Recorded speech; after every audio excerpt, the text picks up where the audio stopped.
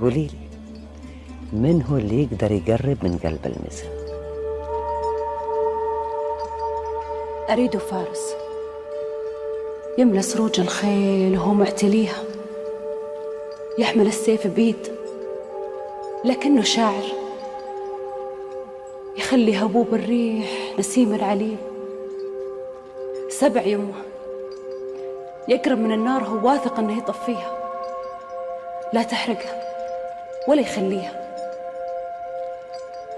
حين يتكلم يسمع، وحين يعشق يشق الفؤاد نصين.